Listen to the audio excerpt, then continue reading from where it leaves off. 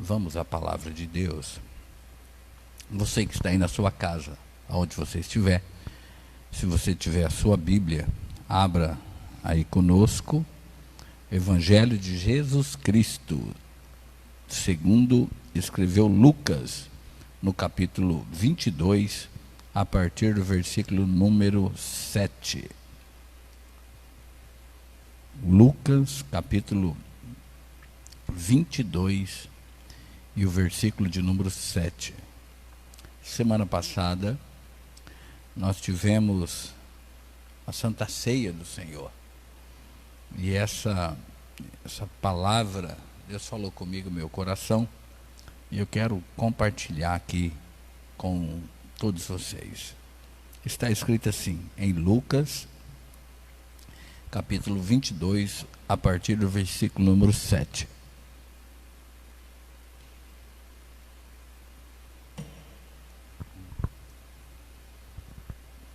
Diz assim a palavra de Deus.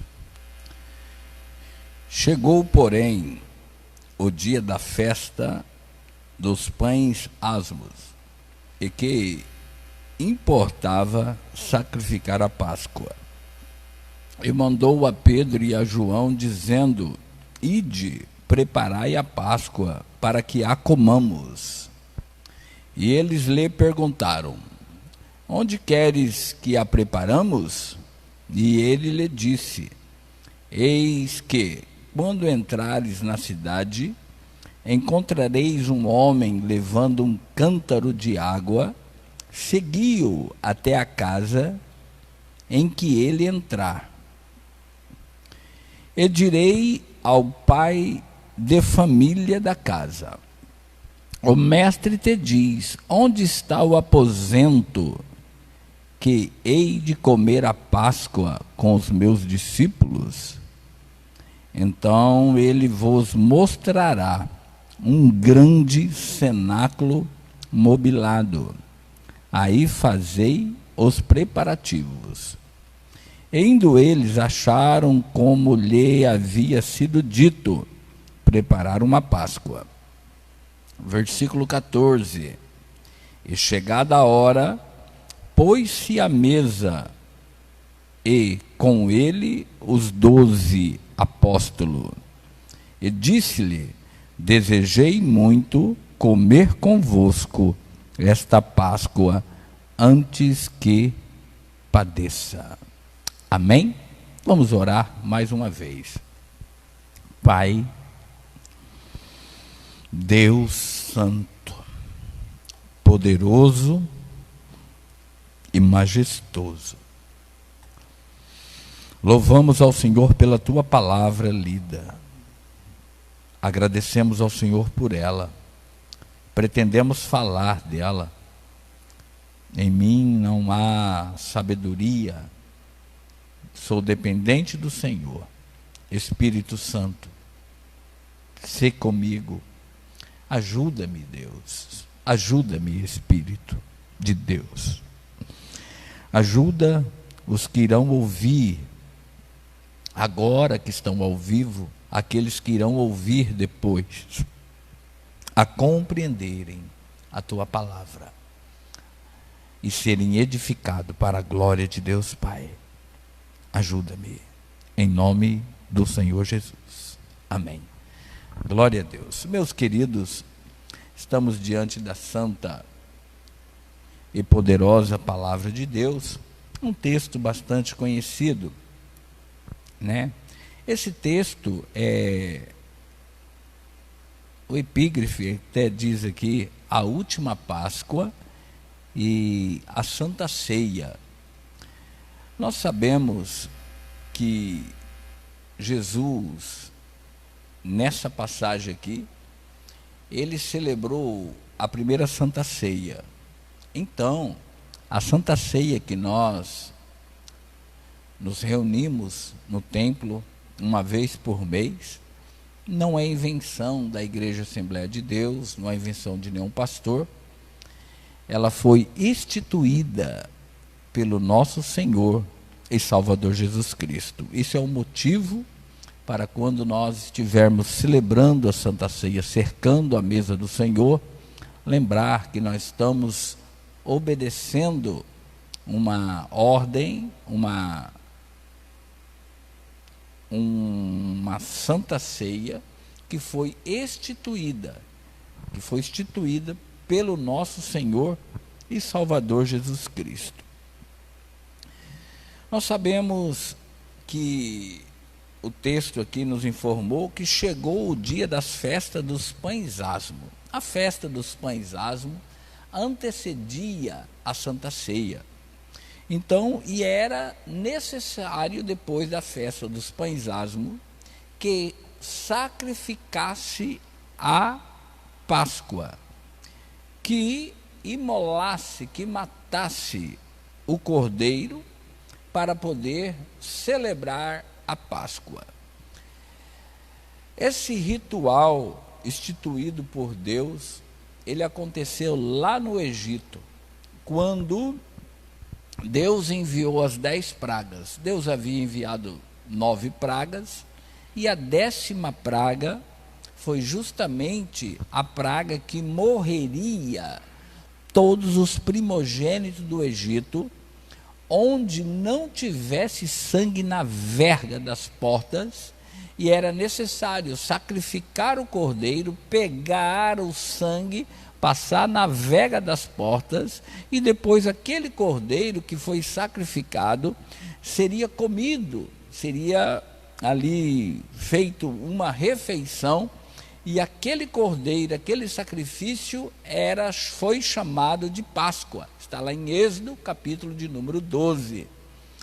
Então, no outro dia pela manhã, o povo que estava morando no Egito por muitos anos como escravo, passaram no Egito ali, permaneceram durante 430 anos, quase na maioria desse tempo como escravo. Eles foram libertos, saíram do Egito.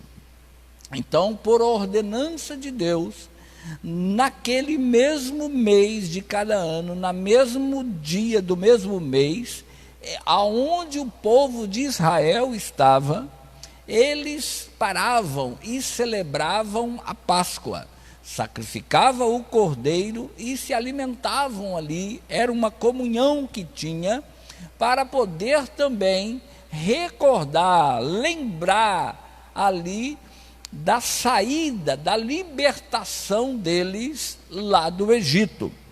Então, chegando o dia de sacrificar a Páscoa, e o texto diz: e importava sacrificar a Páscoa. Então, esse rito de sacrificar a Páscoa era uma lei, era por obrigação, todo judeu tinha que lembrar, sacrificar a Páscoa. Então, por isso que o texto diz que importava, que era necessário de sacrificar a Páscoa. E Jesus então chama Pedro e João e fala para eles, mandou a Pedro e João dizendo: ide e preparai a Páscoa para que a comamos.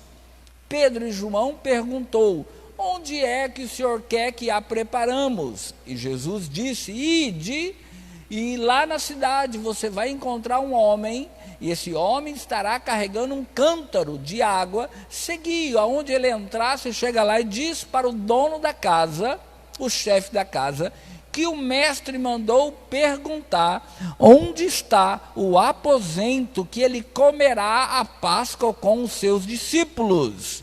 E os discípulos assim fizeram, perguntaram para o chefe da casa, e o chefe da casa mostrou um cenáculo, e ele estava mobilado, e a Bíblia diz que é um grande cenáculo. Então, o que me chamou a atenção até aí então? O que acontece? A Páscoa era um ritual que se repetia todos os anos. Era necessário, importava sacrificar a Páscoa. Mas Jesus aqui chama a atenção, me chamou a atenção, eu quero compartilhar com vocês, é que ele chama Pedro e João. A Páscoa celebrava entre todo o povo de Israel. E Pedro e João ali tinha sua família. Mas Jesus chama Pedro e João e diz: olha, prepara a Páscoa para nós comermos. Eu preciso de comer essa Páscoa com vocês. E Jesus dá as diretrizes para eles, e eles vão. E Jesus leva eles a um ambiente, um grande cenáculo, e ainda a Bíblia faz questão de mencionar que esse cenáculo, ele estava mobilado, ele estava ali com os seus devidos móveis, com a mesa, com as cadeiras postas, tudo ali arrumado, estava tudo pronto. Jesus sempre tem o melhor para os seus discípulos. Quem que é discípulo de Jesus? Todo aquele que reconheceu o seu pecado, arrependeu dos seus pecados, aceitando Cristo como único e suficiente Salvador, passa a ser chamado discípulo, seguidor de Jesus. Então você que é seguidor de Jesus, descanse, ele sempre tem e terá o melhor para você. Ele leva ali os discípulos num lugar que estava tudo arrumado. A Páscoa ia ser sacrificada, eles iriam comer a Páscoa, mas aquela Páscoa seria diferente. Jesus queria ter comunhão com os seus discípulos, e a Bíblia diz que indo eles acharam, e chegada a hora, pôs-se à mesa com ele e os 12 apóstolos. Isso aqui me chamou a atenção, mexeu comigo.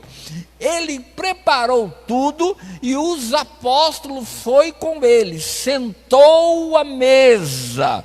Sentar à mesa aqui dá vários sentidos, mas um dos sentidos, sentar à mesa, significa comunhão. Jesus estava querendo ter comunhão com os seus discípulos. Ele não mudou a forma de agir, ele continua sendo o mesmo, ele continua dando o melhor, querendo o melhor para os seus filhos e querendo ter comunhão.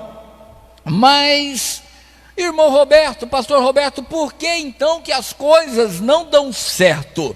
Veja bem, quem carregava água na cabeça não era homem, isso era serviço de mulher.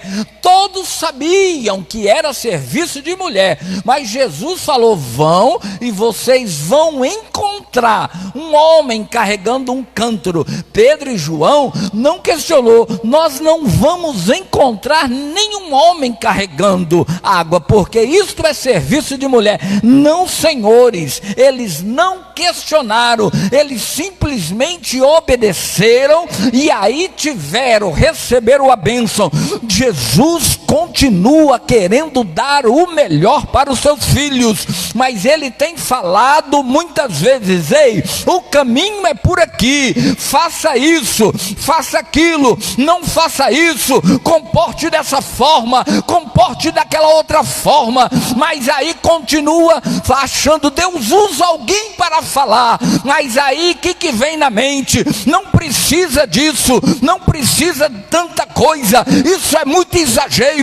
Para que ter tanta reverência no culto? Para que ficar conversando? Não pode nem conversar, não pode não, senhores. No culto é lugar de adoração, no culto é lugar de reverência, no culto é lugar de glorificar o Rei dos Reis e Senhor dos Senhores. Ele quer dar coisa boa, ele quer nos levar a pasto verdejante, mas nós muitas vezes questionamos: homem não carrega água na cabeça, por aí eu não vou encontrar, isso não precisa. Mas é por isso que não entra e não senta no cenáculo, na mesa com Jesus, mas nesta noite o Senhor fala: escuta a minha voz, entra na submissão, que eu tenho mesa posta, pastos verdejantes. Quantos crê que o Senhor está falando conosco? Glorifica ao Senhor aí aonde você estiver. Aleluia. Bendito, bendito seja o Deus Todo-Poderoso. Versículo 15. Jesus disse, ele disse: desejei muito comer convosco esta Páscoa, antes que eu padeça. Meu Deus, que tremendo isso daqui. Glória a Jesus. Jesus sabia que ele iria morrer daqui a pouco. Jesus podia escolher qualquer coisa para poder fazer alguma coisa diferente, mas ele escolheu ter comunhão com os seus discípulos. Ele escolheu estar próximos dos seus discípulos. Agora, o que me chama a atenção é que ele fala: olha, eu desejei muito, não foi pouco o desejo de Jesus, de comer essa Páscoa convosco antes que eu perecesse, antes que eu padeça. E o texto, o versículo acima diz que ele sentou à mesa com os 12. Veja bem, ali estavam os 12 discípulos.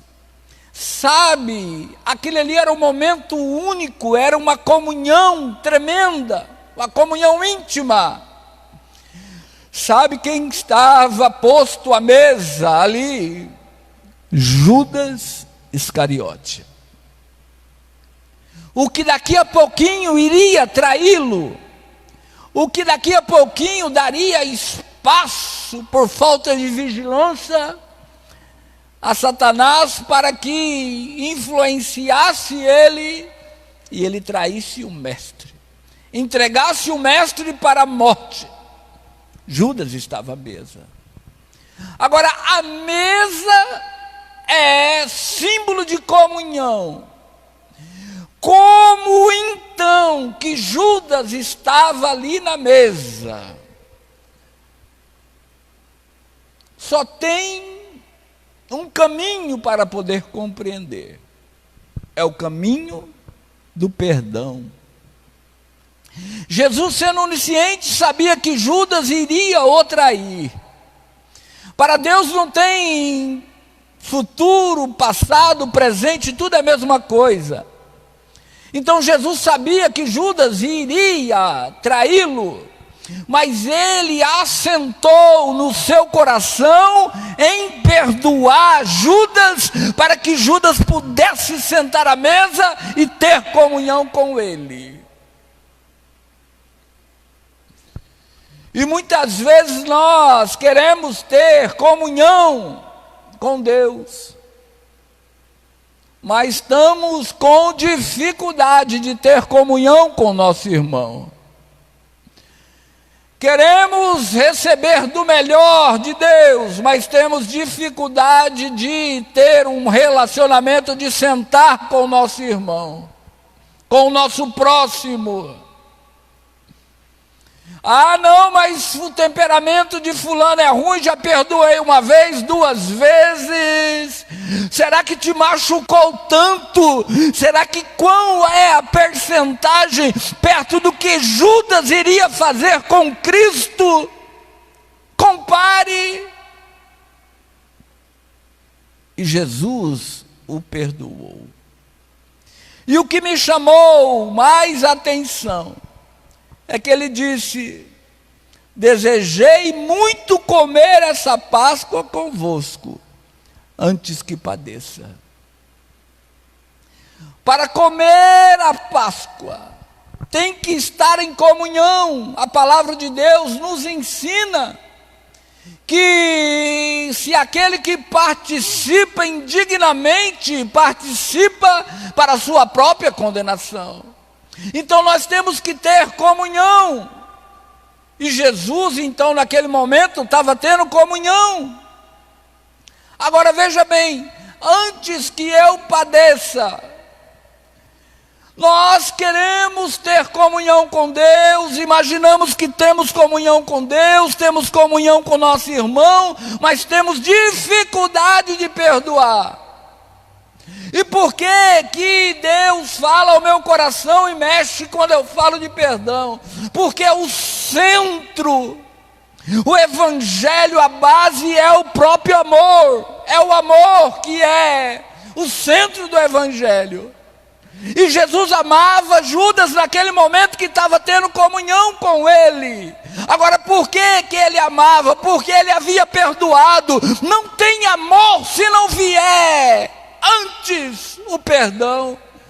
Porque nós somos falhos, nós somos errados, as pessoas que nós nos relacionamos falham conosco, mas eu tenho que lembrar, eu preciso sentar à mesa com Deus, eu preciso sentar à mesa com meu irmão, porque a palavra diz, em 1 João, no capítulo 4 e o versículo 20, aquele que diz que ama a Deus e aborrece o seu irmão é mentiroso. Como que eu posso dizer que eu amo a Deus que eu não vejo, e o meu irmão eu estou vendo e eu aborreço? Falta de perdão. Então, quando eu tenho dificuldade de amar, é sinal que falta liberar perdão. Aleluia! E Jesus disse: olha, eu desejei muito comer essa Páscoa antes que eu padeça. O que Jesus estava falando? Eu vou comer essa Páscoa, eu tenho muita vontade de ter essa última comunhão, porque daqui a pouco eu vou morrer. O padecer de Jesus aqui era morte, ele iria morrer, ele sabia. E nós também não somos diferentes. Nesta vida física aqui, uma hora vai chegar a minha vez, uma hora eu vou partir daqui, uma hora você vai partir. Então, deseje ter comunhão, comer essa Páscoa antes que padeça. Perdoe antes que padeça, porque depois que padecer da morte, não tem como mais perdoar. Aleluia! Quantos lares de cabeça para baixo, por falta de perdão?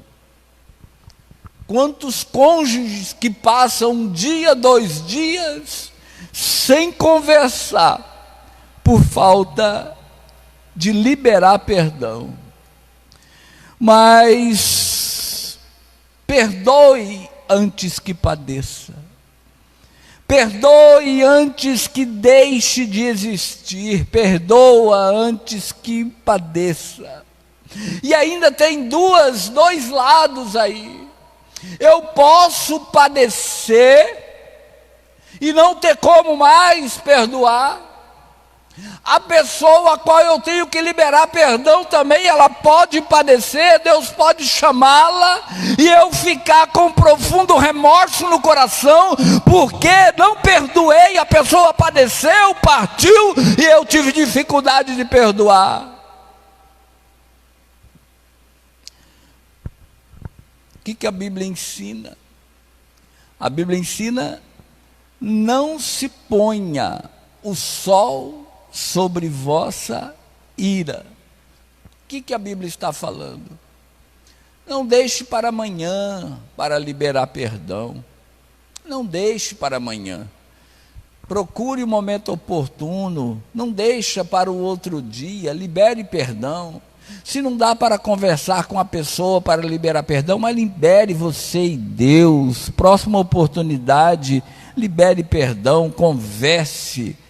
vai sair essa coisa apertada de dentro do coração, essa coisa que impede o Espírito Santo fluir, essa coisa que impede sentar à mesa com o seu irmão, de ter comunhão, esta coisa que impede de ter comunhão com o nosso Senhor e Salvador Jesus Cristo, aleluia.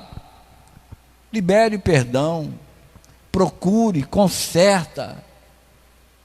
Eu já falei isso outras vezes. Acontece um problema dentro de casa, os cônjuges passam 2 dias sem se falarem. Aí depois sabe o que acontece? Aí acha que não pode, que tem que arrumar. Aí um vem, faz um favor, uma coisa diferente. Aí um vem, faz ali... A mulher vai, faz uma comida diferente, leva, agradando, e aí as coisas arrumou. Ninguém pediu perdão e passou 3 dias, está tudo bom. 3 dias. Favor não apaga pecado. 3 dias significa tempo. Tempo não apaga pecado. Então vai criando um relacionamento em cima de um alicerce frágil. O que apaga pecado? O que apaga pecado é o precioso sangue do nosso Senhor e Salvador Jesus Cristo. Através do arrependimento, da confissão, liberação de perdão. Pense, queremos ter comunhão com Ele. Queremos ter comunhão, ter vida próspera espiritual. Mas perdoe antes que padeça. Libere perdão antes que padeça. Às vezes pode ser uma falta de liberar perdão até entre irmãos. Até entre irmãos. Desentendido daqui, dali. O irmão, quando vê o outro, já tem aquela... Já para, já freia, já pensa. A Bíblia diz que não haja em vossos corações nenhuma raiz de amargura. Se nós não cuidarmos, nós ficamos fariseus. Jesus era revoltado com os fariseus, porque os fariseus tinham comportamento dúbio. Os fariseus falavam de uma forma e agia de outra. E nós desenvolvemos. Se nós não nos preocuparmos, não estivermos atentos, criamos um estilo de vida cristã que ela se restringe em domingo, escola dominical, eu estou aqui, à noite eu estou no culto, terça-feira vem no ensino, mas o meu comportamento do dia a dia não condiz com aquilo que eu aprendo, com aquilo que eu falo. Tenho dificuldade, participo das coisas mundanas, ouço as coisas mundanas, me alegro com as piadas imorais que são contadas, até compartilho. Jesus, ele tem muita coisa para nos dar. Ele tem cenáculo mobilado, ele tem mesa posta, mas ele quer também que obedeça. Ele quer que perdoe, ele quer que ame, e não tem como amar se não perdoar. Então, o que nós devemos fazer? Desejei muito comer essa Páscoa convosco, antes que padeça. Perdoe antes que padeça. Ame antes que padeça. Tem muitos cônjuges que já não acostumou com o relacionamento. Não dá um abraço, não fala que ama. Fala que ama para o cônjuge antes que padeça. Depois que padecer não tem mais jeito. Fala que ama para o seu irmão. Um dia eu fiquei admirado, eu falei que amava um irmão. O irmão falou, não, conversa, rapaz, isso não existe. Existe o amor de Cristo em nossos corações. Ame o seu irmão. Fale para ele que ama. Fale para os seus filhos que você ama. Filho, fala para o seu pai. Está longe, pega o telefone. Só liga só para quando tem alguma coisa diferente para fazer. Pega o telefone, está longe. Liga. Alô? Fala, o que você quer? Não, eu não quero nada. Eu só estou ligando para dizer que eu te amo. Fala que ama antes que padeça. Fale enquanto tem vida. Depois que padecer a morte, tem como mais falar? Aí vem só o remorso. Por que eu não falei antes? Por que eu não amei antes? Nós somos tendenciosos a valorizar as pessoas, as coisas, depois que a gente perde.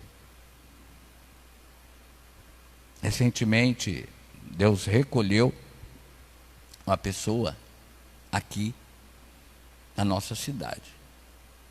E eu sempre digo, quando eu falo sobre ele, um exemplo de humildade, mansidão, um exemplo de temperança. Não abria a boca para falar alto com ninguém. Eu observava, mas conversei tão pouco com ele. Me aproximei tão pouco dele. Aqui ele já padeceu. Não tem como mais. Valorize as pessoas enquanto não padeça. Tanto ela como você. Tanto eu como você. Valorize o líder espiritual que Deus colocou para cuidar de nós. A Bíblia diz que nosso pastor, o líder espiritual que Deus colocou sobre nós, ele cuida de nós como alguém que há de prestar conta das nossas vidas, das nossas almas. Valorize ele. Não espere chegar o dia do aniversário. Não espere chegar o dia de aniversário de ministerial. O amor não é data específica. Eu faço parte de alguns grupos e quando chega no aniversário fica tanta coisa. Tá, tem que lembrar, mas e o resto do tempo? Amamos todos os dias antes que padeçamos. Amamos não só com palavras, mas com ação. Que Deus em Cristo continue nos abençoando. E que o amor dele possa tocar em nosso coração, porque nós somos ruins. Temos dificuldade. Mas que o Espírito Santo de Deus possa tocar em nosso coração e nós possamos perdoar para verdadeiramente amarmos antes que padeça.